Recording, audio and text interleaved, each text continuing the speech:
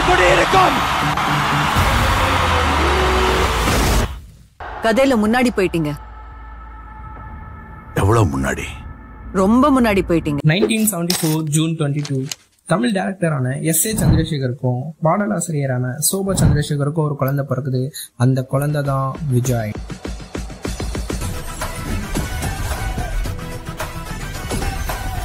சின்ன வயசுல துருன்னு வாயாடிட்டு ஒரு விளையாட்டுத்தனமா தான் இருக்காரு. இவருக்கு ஒரு தங்கச்சியும் இருக்காங்க. அவங்க பேரு தான் வித்யா. இவருக்கு தங்கச்சினா ரொம்ப பிடிக்கும். ஆனா அவங்களுக்கு ஒரு 3 வயசா இருக்கும் போதே அவங்க இறந்து போறாங்க. இதுவரையும் நல்லா இருந்த விஜய் இந்த இன்சிடென்ட்டுக்கு அப்புறம் ரொம்ப டோட்டலா சேஞ்ச் ஆகுறாரு. யார்கிட்டயும் பேசாம சைலண்டான கேரக்டராகவே மாறுறாரு. இவர் எப்படியே விட்டா வேலைக்கு ஆகாதுன்ட்டு சக்சஸ்ஃபுல் டைரக்டரான அவங்க அப்பா 1984 வெற்றி அப்படின்ற மூவில சைல்டு ஆர்டிஸ்டா நடிக்க வைக்கிறாரு. இந்த மூவில இவரோட ரோலை பெஸ்டா பண்ணிருப்பாரு சைல்டு ஆர்டிஸ்டா இருக்கும்போது. இதுக்கப்புறம் குடும்பம், நான் சிகப்பு மனிதன், வசந்த ராகம், இது எங்கள் நீதி அப்படின்ட்டு பல மூவிஸ் இவர் சைல்டு ஆர்டிஸ்டாவே நடிச்சிருக்காரு. அப்படியே ஸ்கூல் டேஸும் முடியுது. அடுத்து எப்போ போல காலேஜ் தான். இவரும் சென்னையில் இருக்க லோயலா காலேஜ்ல விஷுவல் கம்யூனிகேஷன் ஜாயின் பண்றாரு. இவருக்கு ஜாயின் பண்றப்பே தெரியுது நமக்கும் படிப்புக்கும் சுத்தமா செட்டே ஆகாதுன்ட்டு. சின்ன வயசுல இருந்து படம் நடிச்சிருக்க இவரு நம்மளும் ஒரு நாள் மிகப்பெரிய ஹீரோவாகும் அப்படின்ற ஒரு கனவோட தான் இருக்காரு. போயிட்டு அவங்க அப்பா கிட்டையும் சொல்றாரு, பா நான் மூவி நடிக்க போறேன்ட்டு. ஆனா அவங்க அப்பா அதுக்கு சுத்தமா சம்மந்தமே தெரிவிக்கல. ஏன்னா சினிமால எக்கச்சக்கமான விமர்சனங்கள்லாம் வரும், அதெல்லாம் நீ எப்படி ஃபேஸ் பண்ணுவ, அதுக்கான டைம் இன்னும் வரல அப்படின்ட்டு சொல்றாரு. ஆனா அவரும் புரிஞ்சுக்காம வீட்டுல சண்டை போட்டு வீட்டை விட்டு போறாரு. ஆனா திரும்பி அவங்க அப்பா அவரை வீட்டுக்கு கொண்டு வந்துட்டு உனக்கு என்னதான்டா பிரச்சனை அப்படின்னு கேக்குறாரு. பா நான் கன்ஃபார்ம் படம் நடிச்சே ஆகணும் அப்படின்னு சொல்றாரு. சரி உனக்கு சினிமானா என்ன தெரியும் அப்படின்னு கேக்குறாரு. அப்போ வந்து மூவியான அண்ணாமலை மூவியை அவங்க அப்பா முன்னாடி நடிச்சு காட்டுறாரு. அவங்க அப்பா அந்த நடிப்பை பார்த்துட்டு ஒரு நிமிஷம், நம்ம பையனா இதுவரையும் சைலண்டா இருந்த பையன் இன்னைக்கு என்ன இப்படி நடிக்கிறான் அப்படின்ட்டு அவரோட ஆக்டிங்கை பார்த்து ஷாக் ஆகுறாரு. சரி ஓகே அப்படின்ட்டு அவங்க அப்பா அவருக்கு ஒரு சான்ஸ் தான் தராரு. எல்லாருக்குமே ஒரு மூவில ஹீரோவா நடிக்கணும்ன்றது சமப்பெரிய கனவா இருக்கும். இவருக்கும் அதே மாதிரி தான் இருக்கு. அப்படி நடிச்ச மூவி தான் நாளைய தீர்ப்பு. 1992 டிசம்பர் 4 அன்னைக்கு இந்த மூவி தியேட்டர்ல ரிலீஸ் ஆகுது. ஆனா இந்த மூவி சமப்பெரிய ஃபிளாப் ஆகுது. அப்ப வந்து ஆர்டிக்கல் எல்லாம் என்னடா மூஞ்சி இது என்ன சட்டி மாதிரி இருக்கு அப்படின்ட்டு ரிவ்யூ வருது. அது மட்டும் இல்லாம டைரக்டர் மகன்றதுனால ஈஸியா நடிக்க வந்துடுறாங்க ஒரு திறமையும் இல்லாம அப்படின்ட்டு எக்கச்சக்கமான நெகட்டிவ் கமெண்ட் எல்லாம் வருது. இது மாதிரி எக்கச்சக்கமான நெகட்டிவ் கமெண்ட்ஸ்லாம் வருது. இதெல்லாம் கேட்டு மனம் உடைஞ்சு போய் ஒரு நைட்டு ஃபுல்லா அழுகுறாரு. ஆனா அப்போ ஒரு டிசிஷனும் எடுக்கிறாரு, இந்த சினிமா இண்டஸ்ட்ரியில நம்ம வேற லெவல் செய்யணும் அப்படின்ட்டு. இதுக்கப்புறம் கண்டினியூஸா மூவிஸ் நடிக்கிறாரு. சில மூவிஸ் ஃபிளாப் ஆனாலும் மேஜர் ஆஃப் மூவிஸ் ஹிட் ஆகுது. செந்தூர பாண்டியில இருந்து பூவே உனக்காக, லவ் டுடே, காதலுக்கு மரியாதை, துல்லாத மனமே துள்ளும், என்றென்றும் காதலர், கோயம்புத்தூர் மாப்பிள்ளை, இது மாதிரி லவ் மூவிஸ்லாம் சமப்பெரிய ஹிட்டே ஆகுது. இதுவரையும் லவ் மூவில மட்டுமே நடிச்சு வந்தாரு. இதுக்கப்புறம் ஆக்ஷன் மூவிலையும் நடிக்க ஆரம்பிச்சாரு. 2003 வந்த திருமலை. வாழ்க்கை ஒரு வட்டண்டா, இங்க ஜெயிக்கிறவன் தோப்பான், தோக்குறவன் ஜெயிப்பான். இது சமப்பெரிய ஹிட் ஆகுது இவரோட ஆக்ஷன் மூவில. இதுக்கப்புறம் இந்த மூவி தான் கில்லி 2004. இந்த ஏரியா அந்த ஏரியா அந்த இடம் இந்த இடம் எங்கேயுமே எனக்கு பயம் கிடையாதுடா.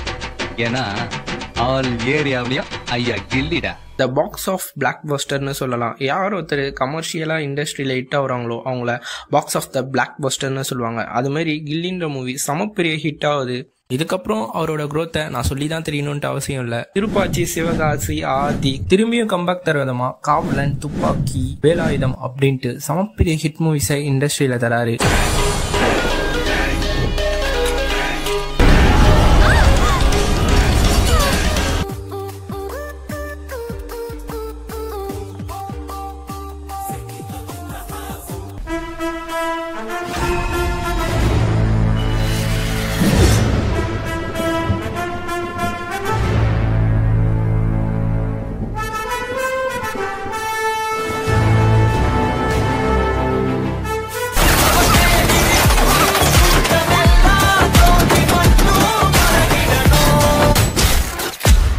I'm a soldier.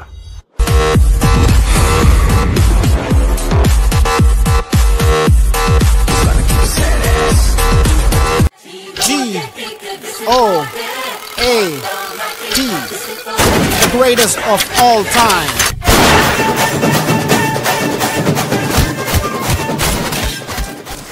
இது மாதிரி சமப்பெரிய ஹிட் மூவிஸை கொடுத்து இவர் பின்னாடி லட்சக்கணக்கான ஃபேன்ஸ் இவர் பின்னாடி நின்னாலும் இவரோட அந்த டான்சிங்னு இருக்கே, அந்த கால அழகுன்றது சொல்லத்துக்கு வார்த்தையே இல்லை அப்படின்னு தான் சொல்லணும். என்னைக்கு அவரோட மூவி பிளாக் பஸ்டர் ஹிட் அடிச்சதோ அன்னைக்கே அவர் ஜெயிச்சிட்டாரு. ஆனா யாரோட மூஞ்சி சரியில்லைன்னு சொன்னாங்களோ அவர் தான் இன்னைக்கு தமிழ் இண்டஸ்ட்ரியோட சமப்பெரிய உயரத்துல இருக்காரு. ஏன் இந்தியாவோட ஒரு பிக்கஸ்ட் ஆக்டர்னே சொல்லலாம். ஆனா இவ்வளவு பெரிய இடத்த எல்லாம் விட்டு தர ஒரு நிமிஷம் யோசிப்பாங்க. ஆனா அப்படியாப்பட்ட இடத்த கொஞ்சம் கூட யோசிக்காம அவருடைய ஃபேன்ஸுக்காக விட்டு வராரு. லட்சக்கணக்கான மக்கள் எந்த ஒரு எதிர்பார்ப்பும் இல்லாம அவர் பின்னாடி நின்னதுனால அவரு அவங்களுக்காக அவ்வளவு பெரிய இடத்தையே விட்டு வராரு. அவருடைய லாஸ்ட் மூவியான 69 அதாவது ஜனநாயகனுக்கு இன்னைக்கு அவ்வளவு பேர் காத்துன்னு இருக்காங்க.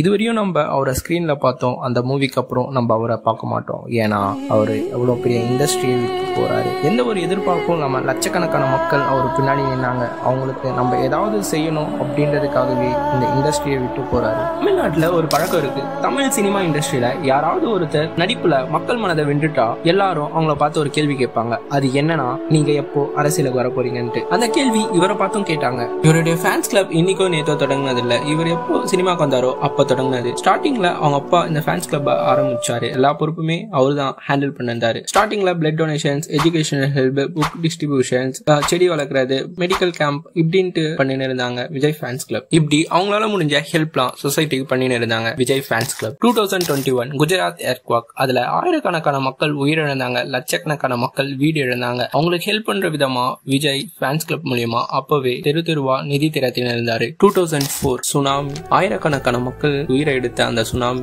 லட்சக்கணக்கான மக்கள் அவங்க வீடியும் இழந்தாங்க. அப்போ அவங்களுக்கான மருத்துவ உதவி, பேசிக் எல்லா ஹெல்ப்பையும் பண்ணாங்க விஜய் ஃபேன்ஸ் கிளப். 2008 ஈழத்தமிழர் இஷ்யூ, அந்த சைடு லட்சக்கணக்கான உடன் பிறந்த தமிழ் உயிர்களோட உயிர் செத்து மடிஞ்சு இருந்தது. அப்போ அவங்களுக்கு ஆதரவு தர விதமா சென்னை சேப்பாக்கம் அரசினர் விருந்தினர் மாளிகை ஆப்போசிட்ல சுமார் ஆயிரக்கணக்கான ரசிகர்களுடன் உண்ணாவிரதத்தில் இருந்தாரு விஜய். 2011 இந்தியன் ஃபிஷர்மேனை ஸ்ரீலங்கன் ஆர்மி சுற்றுக்கும். அதுக்கு நம்ம தமிழ்நாட்டுல ஏன் நம்ம இந்தியாவுல எக்கச்சக்கமா கண்டனம் கொடுத்தாங்க. அதுக்கு நம்ம விஜயும் அவரோட கடுமையான கண்டனத்தை தெரிவிச்சிருப்பாரு. 2016 டிமானிசேஷன், பிரைம் மினிஸ்டர் ஈஸியா நைட்டு 12 மணிக்கு 500 நோட்டோ 1000 நோட்டோ செல்லாதுன்னு சொல்லிட்டாரு. ஆனா மக்கள் எவ்வளவு அந்த நோட்டு மாத்த கஷ்டப்படுவாங்கன்ட்டு மக்கள் சைடு நின்று பேசியிருப்பாரு விஜய். 2017 ஜல்லிக்கட்டு, மறக்க முடியுமா? லட்சக்கணக்கான ஸ்டூடெண்ட்ஸ் ப்ரொடெஸ்ட் பண்ணாங்க. ஏன்னா தமிழர்களோட வீர விளையாட்டுல எப்படி பேன் பண்ணலான்ட்டு. அதுக்கு விஜய் சமப்பெரிய சப்போர்ட் பண்ணிருப்பாரு.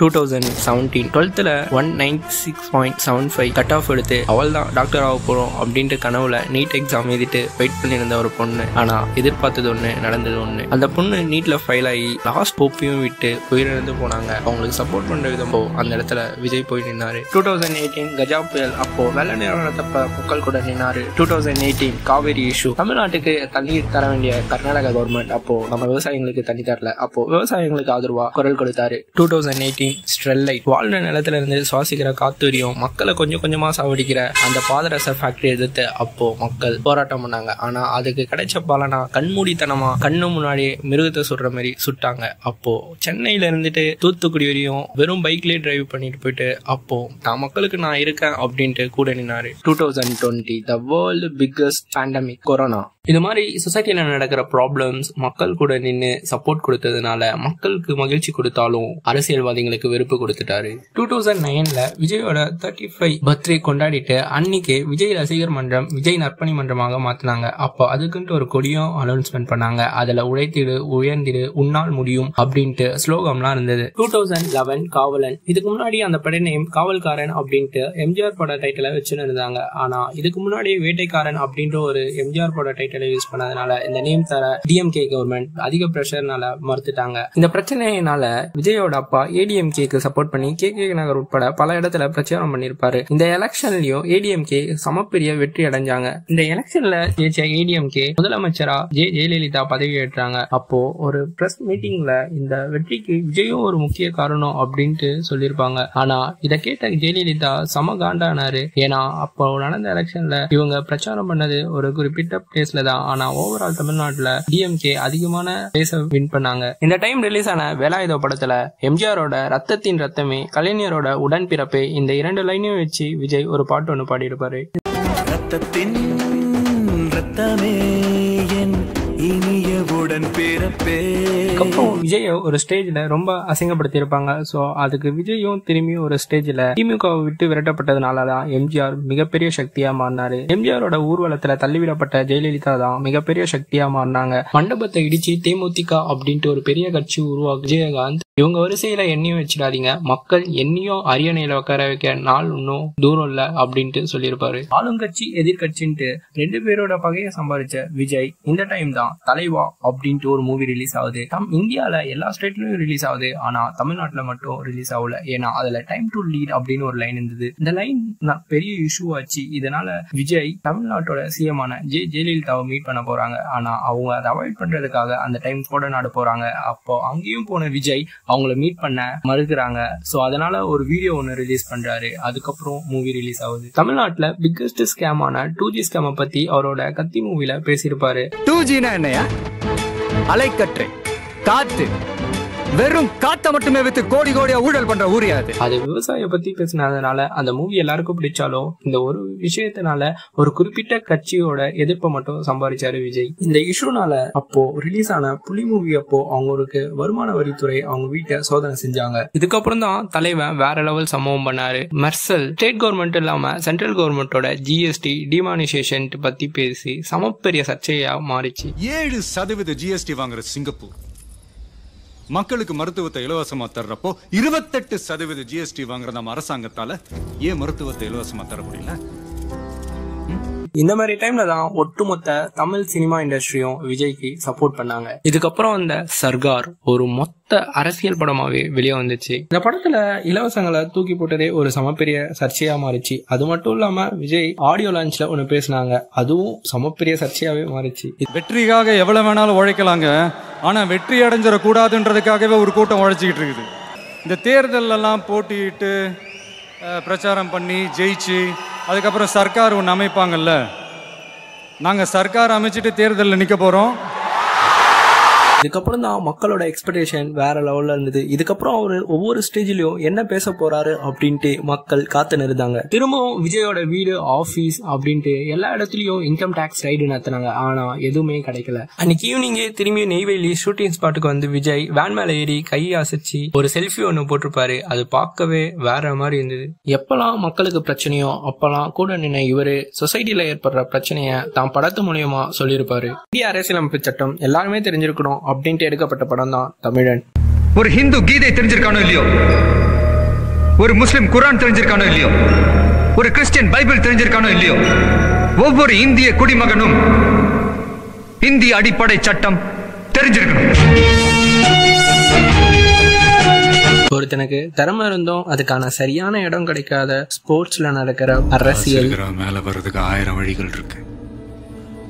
ஏழை போலைங்க முன்னேறதுக்கு ஸ்போர்ட்ஸ் மாதிரி 1-2 தான் இருக்கு. அதுலயும் வியாபாரம். எலெக்ஷன் அவேர்னஸ் பத்தி எக்ஸ்பிளைன் பண்ண சர்கார், இவ்வளவு பெரிய ஸ்டேட்ல 45-50% தான் ஓட்டு போடுறோம். என்னோட குறைஞ்சபட்ச தேசப்பற்று ஓட்டு போடுறதுதான். இன்னும் 3 மணி நேரம் தான் இருக்கு. மான வேலையே இருந்தாலும் சரி நிறுத்திட்டு போய் ஓட்ட போடுங்க. 1/2 மணி நேரம் கியூல நின்னு ஒரே ஒரு விரல் அழுத்தி உன் நாட்டுக்காக ஒரு ஓட்டு கூட போட முடியலனா நீ தாண்டா முதல் திருட, நீ தாண்டா முதல் குற்றவாளி. 3 மணி நேரம் விட்டீங்க, 9 வருஷம் பின்னால போயிடும். தமிழ்நாட்டு மீனவர்கள் கடற்கரையில ஏற்படுற பிரச்சனைகளை பேஸ் பண்ணி எடுக்கப்பட்ட படம் தான் சுறா. உன்கிட்ட ஆடு, அதிகாரம், பணம், பதவின்னு சகலம் இருக்கலாம். என்கிட்ட நேர்மை இருக்கு, நெஞ்சில தில் இருக்கு. எல்லாத்துக்கும் மேல எனக்கு ஒண்ணு நான் உயிரை கொடுக்க ஒரு கூட்டமே இருக்கு. மோதணும் முடிவு பண்ணதுக்கு அப்புறம் மந்திரின்னு பார்க்க மாட்டேன், மன்னர்னு பார்க்க மாட்டேன், மோதி பார்த்துருவேன்.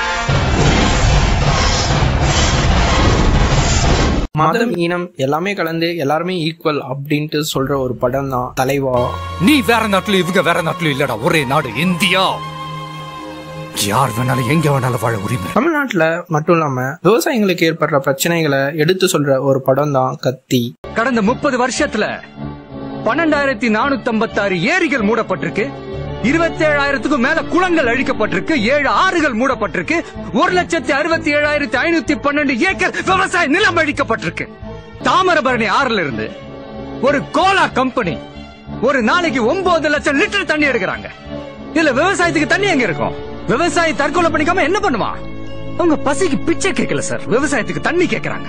பெண்களுக்கு ஏற்படுற கொடுமைகள், அந்த கொடுமைக்கு கடுமையான தண்டனைகள் இருக்கணும் அப்படின்ட்டு சொல்ற படம் தான் தெரியும்.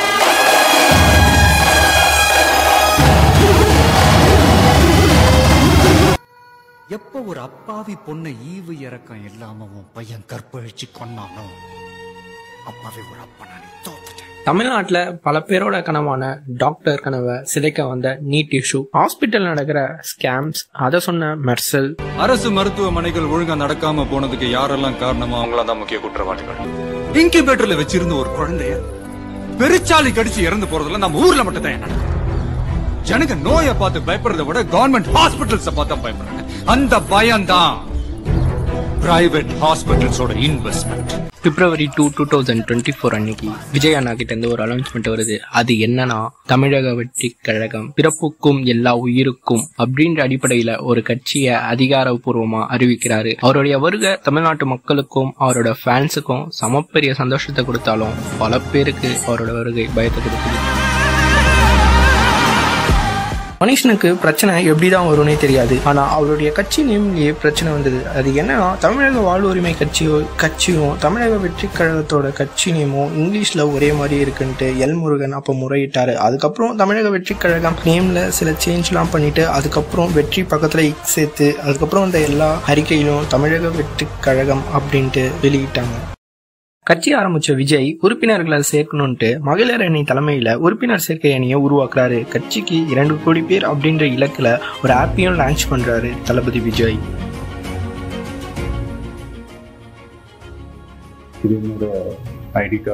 April 19 இந்தியாவில் நடந்த பார்லிமெண்ட் எலெக்ஷன்ல ஒரு கட்சி தலைவரா தளபதி விஜய் அவர்கள் வந்து ஓட்டு போட்டிருப்பார். கள்ளக்குறிச்சி கருணாபுரம் கள்ளச்சாராய இஷ்யூ, இந்த சம்பவம் தமிழ்நாட்டையே உலுக்கிச்சு. ஏன்னா இதுல 65க்கும் மேல மக்கள் உயிரிழந்திருக்கு. அப்போ தளபதி அவர்கள் களத்துக்கே சென்று அவங்கள போய் சந்திச்சு அவங்களுக்கு ஆறுதலா இருந்திருப்பாரு. தமிழ்நாட்டுல 10th 12th ஃபர்ஸ்ட் 3 மார்க் எடுத்த ஸ்டூடெண்ட்டுக்கு தொகுதி வாரியா விஜய் அண்ணா அவர்கள் பரிசு வழங்குவாங்க. அது அவர் கட்சி தலைவராகியும் போன வருஷம் வழங்கினாரு.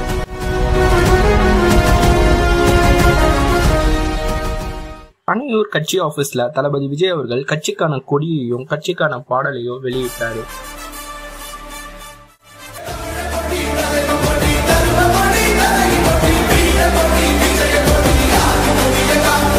பெரியாரோட 146வது பிறந்த நாள தளபதி விஜய் அவர்கள் ஒரு சிம்பிளான ஸ்விஃப்ட் கார்ல வந்து பெரியார் திடல்ல இறங்கி கையிலேயே மாலை எடுத்துட்டு வந்து பெரியாருக்கு மரியாதை செலுத்தியிருப்பாரு தளபதி விஜய்.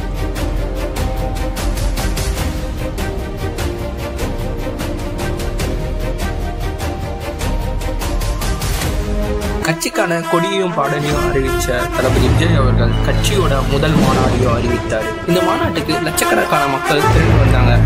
யாரு மேல யாரு கீழே அப்படின்ற பாகுபாடெல்லாம் எப்போ நம்ம பார்க்க போறதே இல்லை. நம்மளை பொறுத்த வரைக்கும் நம்ம எல்லாருமே ஒண்ணுதான், நம்ம எல்லாருமே சமம் தான். அதனால என் நெஞ்சில் கொடி இருக்கும். கட்சி கொள்கை தலைவர்களை அறிவிச்சாரு. அவருடைய கொள்கை எதிரி யாரு, அவருடைய நோக்கம் என்ன, கட்சியோட நோக்கம் என்ன, இலக்கு என்ன அப்படின்ட்டு எல்லாத்தையுமே சொல்லியிருப்பாரு. கூட்டணிக்கும் அழைப்பு விடுத்திருந்திருப்பாரு தளபதி விஜய் அவர்கள். இந்த மாநாட்டில் அரசியல் குறிக்கோள் தான் என்ன அப்படி கேட்டா அதுக்கு ஒரே ஒரு பதில் தான், எல்லாருக்கும் எல்லாமும் கிடைக்கணும்.